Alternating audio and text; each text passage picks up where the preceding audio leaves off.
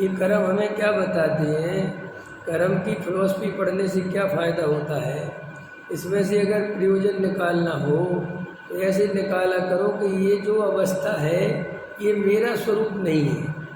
ये कम जानना, ज़्यादा जानना, ये मैं नहीं हूँ, ये मेरा स्वरूप नहीं है। क्यों?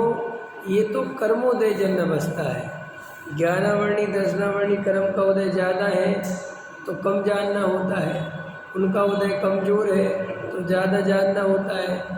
किसी को एक बार में याद होता है, किसी को 10 बार में होता है, कोई भूल जाता है। तो जीव क्या करते हैं, अपन क्या करते हैं, इसे अपनी अवस्था मानते हैं। अपन ऐसा समझते कि ऐसे हम हैं, ऐसा मैं नहीं हूँ। मैं तो सदा काल एक रूप रहने वाला हूँ। जैसे सूर्य है ना, तो सूर्य कभी नहीं बदलता। सूर्य तो एक रूप रहता है, ना वो कहीं जाता है ना वो कहीं आता है ना। वो तो ज़्यादा जैसा है वैसा है। बादल आ गए, ज़्यादा घने आ गए, बहुत ही घने आ गए तो बिल्कुल ही दिखना बंद हो जाता है।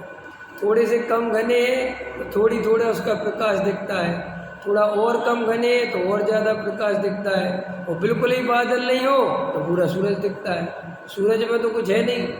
ऐसे ही आत्मा तो सदा ज्ञान स्वभावी है, वो जड़ स्वभावी नहीं है। उसका जानना देखना कार्य है, लेकिन उसमें कर्मों की अवस्था चलती है। तो जैसे जैसे कर्म के उदय पलटते हैं वैसी वैसी अवस्था प्रकट होती दिखाई देती है। वहाँ तो अपना जैसा स्वरूप है वैसा है। अब उससे क्या गलती होती है कि उस रूप अवस्था को हम अपनी अवस्था समझ लेते हैं।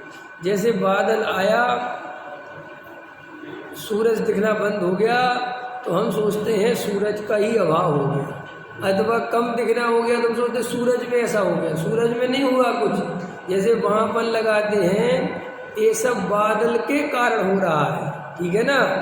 ऐसे ही ये सब अवस्थाएं कर्मों के कारण हो रही हैं। इनका कर्ता धर्ता भी मैं नहीं हूँ, एक बात, और ये मेरा स्वरूप नहीं है, दूसरी बात। तो इसे अपना स्वरूप नहीं मानना, चाहे अवस्था कैसी बनी रहे, ख्याल में है ना। लेकिन पर्याय दृष्टि होने के कारण, पर्याय में ही एकत्र होने के कारण हम उसे अपनी अवस्था मान के चलते हैं, और चलते ही हैं। ऐसे कैसे? अब किसी का चेयोपसम ज़्यादा है तो हम उसे बहुत होशियार समझते हैं, फिर अपना चेयोपसम कम है तो अपने को हीन समझते हैं, अथवा अपना चेयोपसम ज़्यादा है तो अपन अहंकार करते हैं। दूसरे का चेयोपसम कम है तो उसे हीन समझते हैं। ऐसी अवस्थाओं को अपन एकत्र करके चलते हैं। तो ये कर्म समझाते हैं अपने को कि भाई ये अवस्था तो कर्मजन्य है, तुम इसे अपनी अवस्था मत मानो।